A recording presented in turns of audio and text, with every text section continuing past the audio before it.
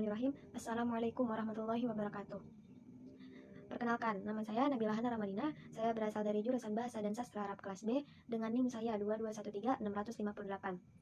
Di sini saya izin mempresentasikan artikel ilmiah saya di mata kuliah Nahwu dengan judul Hubungan Ilmu Nahwu di dalam Bahasa Arab dengan Al-Quran. Ilmu Nahwu merupakan salah satu bagian yang paling dasar dalam pembelajaran bahasa Arab, atau yang biasa kita sebut juga dengan fondasi dalam pembelajaran bahasa Arab atau tata bahasa dalam pembelajaran bahasa Arab. Di mana selama pembelajaran bahasa Arab ini masih banyak orang-orang yang belum memahami apa itu landasan-landasan dalam ilmu nahwu, apa itu pembandingan ilmu nahwu dan ilmu sorof. Nah, artikel yang saya bikin ini juga bertujuan untuk mengkaji lebih jauh gimana mungkin dari sejarahnya ilmu nahwu, terus perbedaan ilmu nahwu dengan ilmu sorof, ataupun apa kaitannya ilmu nahwu ini dengan Al-Quran. Metode yang saya gunakan di dalam artikel yang saya buat ini, saya mencari-cari di beberapa jurnal, kemudian website, dan juga saya membaca beberapa buku. Nah, kemudian ada beberapa ulama menyatakan pendapat atau merumuskan bahwa sumber ilmu nahwu itu ada 4, yaitu ada sama, ijma, qiyas, dan istishab. Dan ilmu nahwu juga bertujuan untuk dapat memahami teks-teks atau kata atau kalimat dalam bahasa Arab. Dan ilmu nahwu pun juga dicetuskan oleh Abu Aswad Ad-Duali, yang dimana beliau menceritakan tentang perjalanannya bersama dengan sang putra atau sang anak.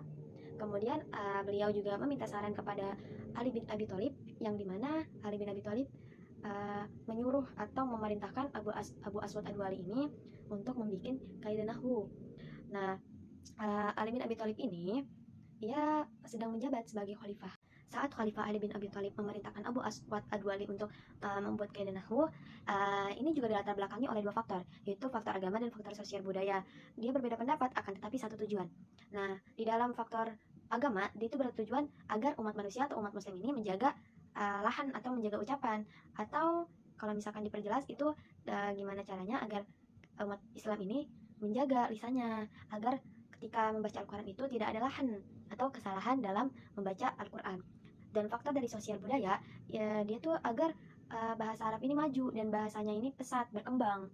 Dan bahasa Arab pun telah ditetapkan atau telah diresmikan oleh PBB pada tahun 1999 Masehi, yang dimana bahasa Arab ini tuh sebagai alat komunikasi internasional pada tahun 1999.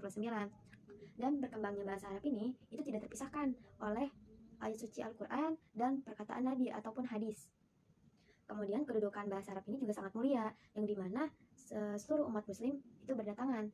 Mengapa? Karena mereka ingin memahami kitab suci Al-Quran, dan mereka juga ingin membenarkan ucapan mereka atau lahan mereka, dan mereka juga ingin bisa berkomunikasi dengan orang-orang sekitar. Dan bahasa Arab pun juga pengaruhnya sangatlah kental dengan bangsa Indonesia, apalagi kebanyakan umat Islam ya, yang dimana mereka juga sangat ingin menguasai dan memahami ajaran agama Islam, yang dimana juga ada beberapa anak yang masuk pondok salafi dan masuk pondok modern, dimana juga mereka mempunyai mata pelajaran yang masing-masing berbeda.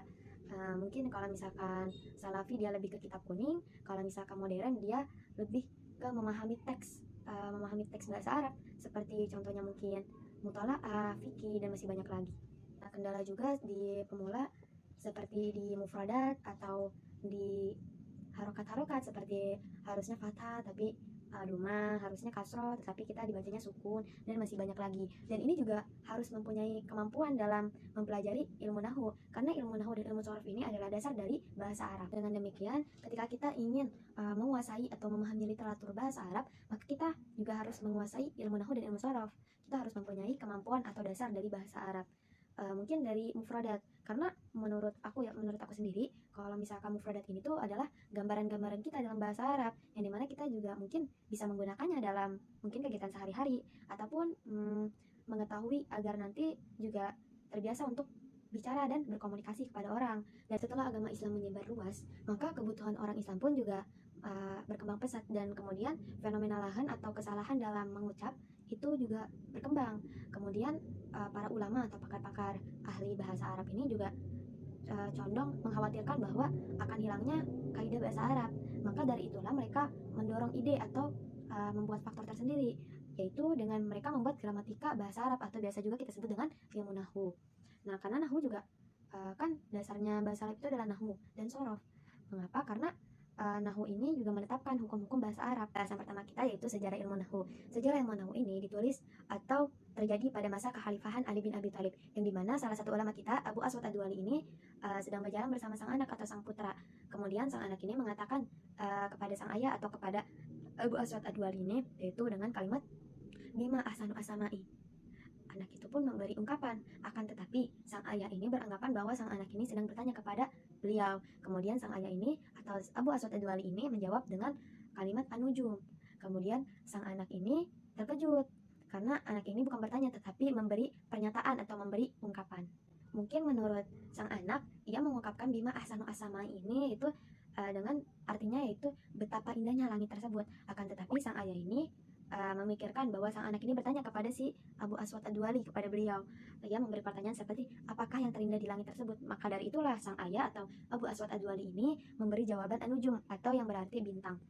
Kemudian beliau menceritakan kepada Khalifah Ali bin Abi Thalib, dan seketika Khalifah Ali bin Abi Thalib ini memerintahkan kepada Abu Aswad Ad-Duali ini untuk membuat kaidah ilmu nahwu atau hukum-hukum bahasa dalam bahasa Arab. Maka terjadilah perdebatan antara hukum kasroh dan hukum domah, yaitu dengan ungkapan sang anak yang kalimatnya bima ahsanu as-samai. Ketika harokat akhirnya kasroh, maka artinya pun akan berubah, yaitu dengan sang anak itu memberi pertanyaan bukan ungkapan, dengan artinya apakah yang terindah di langit. Tetapi jika kalimat itu diganti dengan harokat domah, maka artinya pun juga akan tergantikan, yaitu betapa indahnya langit tersebut. Seperti itu. Maka itulah bentuk kalimatnya pun sama, akan tetapi berbeda harokatnya, dan itu juga bisa merubah arti dalam bahasa Arab. Dan yang kedua, kita membahas tentang faktor-faktor munculnya ilmu nahwu, yaitu ketika zaman dahulu kan bahasa Arab ini tuh masih gundul ya, dan ada kesulitan juga kita dalam membaca bahasa Arab atau membaca Al-Quran karena huruf-hurufnya pun gundul, tidak ada harokat domah, tidak ada harokat fathah, kasroh maupun sukun. Dan kemudian adanya Abu Aswad Ad-Duali ini, dia adalah sosok yang sangat penting di dalam masa kekhalifahan Ali bin Abi Thalib. Mengapa? Karena ia sangat berkiprah atau patokan rujukan, dan beliau pun juga dikenal sebagai dasarnya atau peletak dasar ilmu nahwu atau ilmu i'rab. Abu Aswad Ad-Duali ini pernah mencurahkan isi hatinya bahwa ia seumur masa hidupnya akan menelaah ilmu nahwu. Maka dari itu adanya mazhab Abu Aswad Ad-Duali ini, yaitu ada mazhab Basra dan mazhab Kufah. Kemudian seiring berjalannya waktu, mazhab Basra dan mazhab Kufah ini mempunyai perbedaan atau sangat gencar di dunia bahasa Arab. Hampir semua pakar linguistik bahasa Arab atau para ahli bahasa Arab ini bersepakat dalam gagasan awal, yaitu berkembangnya ilmu nahwu ini. Karena munculnya ide tersebut itu dari sang khalifah juga, yaitu Khalifah Ali bin Abi Thalib.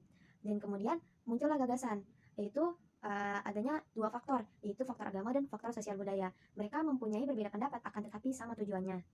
Yang dimaksud dengan faktor agama yaitu adalah permurnian kitab suci ayat Al-Quran, yaitu mungkin ada kesalahan dalam membaca ayat suci Al-Quran atau kesalahan dalam pengucapan atau yang biasa kita sebut juga dengan lahan. Nah, mungkin fenomena ini terjadi ketika zaman Rasulullah. Dan di faktor sosial budaya, dia mempunyai kebangsaan yang dimana ia itu tidak mau bahwa umat manusia ini tidak memahami atau tidak menguasai bahasanya sendiri, yaitu bahasa Arab.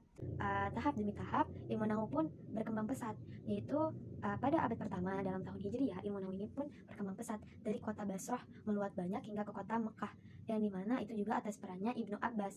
Dan Ibnu Abbas ini ketika ke Madinah, ia pun juga mengatasnamakan perangnya Abdurrahman bin Hurmuz al-Banadi. Dan secara umum, tumbuh dan berkembangnya nahwu ini disebabkan banyak faktor, yaitu mungkin dari faktor sosiologi, dan mungkin juga ada beberapa faktor lainnya, yaitu yang pertama seperti letak geografis, yang kedua stabilitas masyarakat, yang ketiga pasar mirbat, dan yang terakhir adalah Masjid Basrah. Dan ada contoh lain dari faktor agama, yaitu pemurnian Al-Quran.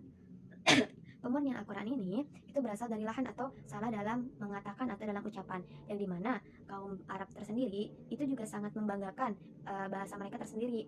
Itu adalah ciri khas mereka, dan mereka juga mempertahankan bahasa Arab tersebut karena bahasa Arab itu murni dan asli, tidak ada kesalahan dalam membaca ataupun lahan. Kemudian yang ketiga, kita membahas tentang sumber ilmu nahwu. Beberapa ulama atau para ahli itu masing-masing mempunyai pendapat yang berbeda. Akan tetapi yang saya ketahui itu ada 4 sumber ilmu nahwu, yaitu sama, ijma, qiyas, dan istishab. Sama ini merupakan istilah dari As-Suyuti. Kemudian dari Ibnu Al-Anbari ini, dia juga menyebutnya nakal. Akan tetapi Ibnu Al-Anbari ini mendefinisikan bahwa asama ini mempunyai dua sumber, yaitu mansul dan manqul. Kemudian As-Suyuti ini memberi pendapat atau menyatakan gagasan, yaitu menurut beliau di setiap perkataan yang dipercaya dengan kefasihannya yang mencakup kalam Al-Quran ataupun kalam Nabi, atau biasa juga kita sebut dengan hadis dan perkataan orang Arab maupun Islam. Kemudian landasan pertama yaitu kalam Allah atau kalam Al-Quran. Sumber pertama ini tuh adalah landasan pertama dan sumber pertama yang paling utama dalam penetapan kaidah nahwu. Mengapa? Karena Al-Quran ini sangat khas dan mempunyai kefasihan tersendiri. Karena Al-Quran ini adalah bahasa yang sangat fasih. Dan yang kedua adalah hadis perkataan Nabi. Perkataan Nabi ini bertujuan atau sumber kedua setelah kalam Al-Quran atau kalam Allah. Kemudian hadis ini adalah selain sumber kedua dari kalam Allah atau landasan kedua dari asama ini, hadis ini juga mempunyai tujuan, yaitu adalah penjelasan terhadap ayat suci Al-Quran atau terhadap ayat-ayat Al-Quran ataupun perkataan Nabi ataupun Rasul-Rasul lainnya. Karena hadis ini termaktub. Dan ada juga yang berpendapat bahwa hadis ini dia memiliki hukum marfu karena merupakan bagian hadis, dan hadis ini juga bisa digunakan sebagai dalil kaidah nahwu. Dan yang terakhir itu perkataan orang Arab, yaitu syair ataupun prosa. Mereka berasal dari suku bahasa Arab atau dari Mekah ataupun Madinah atau dari kaum Basra dan masih banyak lagi. Karena mereka juga mempunyai kefasihan tersendiri dan itu adalah ciri khas bangsa ataupun kaum Arab. Ijma ini mempunyai dua pengertian, yaitu menurut secara etimologi yang pertama adalah menyengaja dalam satu perkara di satu orang, dan yang kedua adalah kesepakatan dalam bersama atau kesepakatan dalam dua orang atau lebih. Itu kesepakatannya dalam berpendapat ya. Kemudian kalau misalkan secara terminologi, ijma menurut para linguistik atau para ilmu nahwu ini itu adanya perbedaan antara Basrah dan Kufah. Dan menurut Ibnu Jini As-Suyuti atau biasa kita sebut dengan As-Suyuti ini mengemukakan pendapat bahwa ijma ini mempunyai dua kesepakatan dalam dua negeri, yaitu Basrah dan Kufah. Ulama usul fikih itu juga berpedoman dengan hadis dan Al-Quran bahwa ada beberapa konsep dalam merumuskan landasan atau kaidah-kaidah dalam ijma. Itu ada 5. Yang pertama itu disepakati oleh para mujtahid. Yang kedua itu adalah mufakat. Mufakat ini pun menyelesaikan secara bersama-sama dengan para mujtahid. Yang ketiga yaitu para mujtahid ini itu adalah umatnya Nabi atau umatnya Rasulullah SAW. Dan itu juga harus mempunyai kesepakatan dari para mujtahidnya, yaitu baru yang dikatakan dengan ijma. Yang keempat ini, ijma ini dibenarkan pada masa setelah wafatnya Rasulullah SAW. Dan yang terakhir, disepakati oleh para mujtahid secara syar'i seperti wajib, fasad, fasal, dan masih banyak lagi. Kemudian kita membahas tentang qiyas. Qiyas dalam bahasa Arab bisa diartikan sebagai membandingkan atau ukuran, yaitu adapun juga beberapa pendapat para ahli linguistik bahasa Arab atau para ahli bahasa Arab mengenai tentang qiyas. Yaitu yang pertama, menurut Nasar Hamiz Abu Zaid, menurut beliau qiyas ini adalah kesimpulan dari takwil dan adanya perbandingan atau mengklarifikasikan fenomena-fenomena bahasa Arab ke perbedaan dan persamaan. Kemudian yang kedua ada perbedaan pendapat dari sang ahli Ibrahim dan Anis. Beliau menguraikan pendapatnya di landasan qiyas ini karena dari segi perkembangannya, dan masih banyak para ahli yang mengemukakan pendapatnya. Kemudian kita membahas tentang istishab. Istishab ini mempunyai arti secara etimologi, yaitu sebagai wazn istif'ala atau istishab. Maka istishab ini secara logawi itu bisa diartikan menyertai atau mengikuti atau selalu menemani. Kemudian secara terminologi yaitu keluarnya kalam dari cakupannya ataupun menetapkan lafaz sebagaimana semula tanpa ada perpindahan makna dari asal. Contohnya misalkan isim yang asalnya mu'arab di mana ada dalil yang membuat berubah menjadi mabni seperti at-tashbih. Kemudian kita sekarang membahas tentang hubungan ilmu nahwu dengan Al-Quran atau kalam Allah Subhanahu wa Ta'ala yang merupakan sumber utama dalam ajaran agama Islam, yang berfungsi juga sebagai pedoman hidup bagi umat manusia dan sumber utama bagi kaidah ilmu nahwu karena kefasihan dalam Al-Quran. Kemudian ada salah satu keistimewaannya bahasa Arab, yaitu adanya Al-Quran. Al-Quran ini ditulis dengan bahasa Arab karena bahasa Arab tersendiri yang mempunyai ciri khas dan kefasihan dalam bahasa Arab. Oleh karena itu, pemahaman bahasa Arab ini merupakan sesuatu yang sangat penting bagi setiap orang yang ingin mengkaji, menguasai, dan memahami bahasa Arab.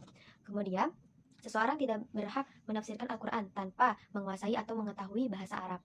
Karena yang ditafsirkan oleh ayat Al-Quran ini atau firman atau kalam Allah Subhanahu wa Ta'ala ini itu adalah tugas suci yang sangat berat, di mana kita juga harus sangat berhati-hati. Bukan kita saja, akan tetapi para linguistik atau para ahli dalam bahasa Arab. Dan di setiap bahasa pun juga memiliki kaidah-kaidah tersendiri.